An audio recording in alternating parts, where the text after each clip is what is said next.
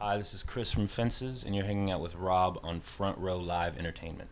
This year's been pretty. I mean, you've been busy. So tell me, how this year's been for you. Um, yeah, I mean, I haven't had an apartment in a while. All right. Lots of Airbnbs and Ubers, and it sounds like a plug, but you know what I'm saying. Just lots of traveling in different houses and stuff. Life's a lot more vibrant at this point. Now, how do you like that? Not having like a set place to stay. It's fine for now. I'm getting a little tired. Yeah. Yeah. All right. So tell me a little bit about the. You just released a new song earlier this week. Tell me a little bit about it, and is this maybe like a new single that we can expect from you? Dusty Beds. Yes, correct. I don't think. I think we're just kind of, letting some stuff kind of spill out of the album. The single, I think we're gonna hold on to until it's officially the single. Okay. We're just kind of letting people get a taste of the album. Okay. So tell me a little bit about Dusty Beds. There's a female vocalist in there, from what I hear. Can you tell us who that is? Yeah, it's our bass player, Lindsay Starr. She also does the high response line on Eras on the single right now, and she's all over the record, actually. And what is Dusty Beds really about? I think it's not necessarily an anti-romance song, maybe a realistic one. I just thought of an image of a bed that hasn't been touched in a long time with just like a film of dust on it. I think that's essentially what it is. All right, so it's been quite some time since your self-title, like 4 years, I want to say, and you've had experience, in the studio or co-producing, co-writing with Sarah. You've done it with McMahon and Ryan Lewis. How did that experience help you, and how will it influence this record? I mean, I think that's everything. The people you surround yourself with, whether it's creatively or just personally, they tend to rub off on you, and you learn something from everyone you meet. And if artwork is just a representation of the man, how the man spends his time and with whom will come out in the artwork. Yeah. And coming into this record, how different are you working as far as the production, as far as even the writing from your previous work?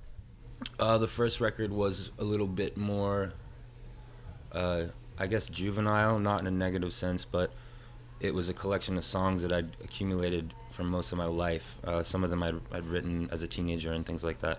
This one was a lot more in the moment and written with the purpose of being an album, song 1 through 10. It was like, this is the first song, second, third, etc. Like, this is the album. And the other one was more of like a kind of a collage of like diary entries. Okay, and also like in an interview you did maybe like in August, I want to say, you mentioned about this record that's coming out, and you said something along the lines that it's like a suicide note. What did you mean by that? Yeah, I meant that in a positive, believe it or not. More as if I felt that it was so representative of me at the time, and I loved it so much that if it was a suicide, whether it was just a musical suicide, like I'm not going to make records anymore, or I die in a plane crash, or someone shoots me, or whatever the hell can happen that can take your life, I'd feel as if I left something behind that was a proper representation of me as an artist. Okay, and this record, you have a label backing you this time around. So how different is that representation for you as the artist, as you're getting ready to tour the record, or as you're getting ready to release the record? I mean, it's funny because it's entirely different in some ways, and then in other ways it's totally the same. I mean, the people that I speak to and work with creatively, financially, whatever, they're all kind of, they all seem to be sort of like artists. They're not like, just some faceless, suit like with a black cat on the lap. Like, they're cool people, so it's easy. Nice. And what is the idea behind Lesser Oceans? Well, I just thought oceans is the largest thing on the earth, and lesser is a very hopeless and tiny descriptive word.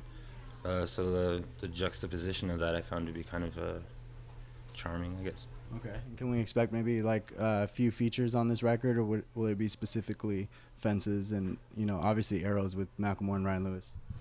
I think that's it. I recorded some static off a radio that's a secret track at the end of the album, and I mean, maybe the static was coming from somebody. So. You're touring right now, so are you playing some of the record, or are you just playing old stuff from your self-title?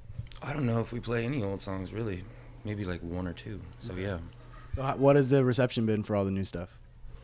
Fine. I mean, you know, people are pretty nice. They get excited, but in general, Fences fans are pretty reserved people. In my experience, you know, we're not a big pop act, and you know, people are kind of just mellow. Now, as you mentioned earlier, you've been out on the road all year. What has been, not a highlight, but what has one thing that this year has taught you? Be ready for people to leave your life and new people to come in, and don't be so fearful of change, because you know, at some point the change will become the norm, and I just want things to be normal again. Recently, it was announced that you're going to be doing a few dates with Andrew McMahon. Were you a fan of his previous projects before? I actually haven't heard him. I'm looking forward to hearing him live for the first time. I think that'll be a lot better than me YouTubing the wrong song or something like that. So I'm just gonna wait. All right. And as far as tour, when you get on tour or before you get on stage, you know, what do you have to do as far as either preparations or certain songs that have to be on the set list? I mean, the preparation for me is a lot of pacing around and kind of swinging my arms wildly, sort of turn it into a bit of an animal or something. So the record was initially supposed to be out in October. It got pushed back to January 13th, I want to say. What's the progress on the record today?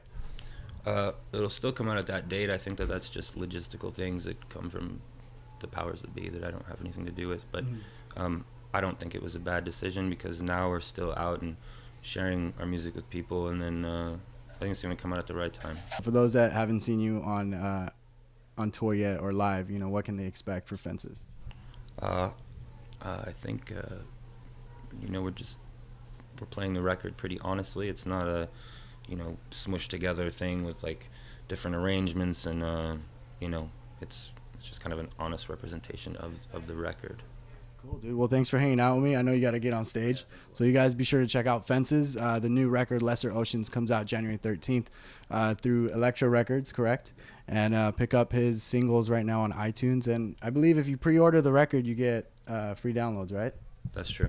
For which songs? I think The Lake and Dusty Beds, and maybe Songs About Angels. I think you get a pretty good amount of songs, so I would suggest it.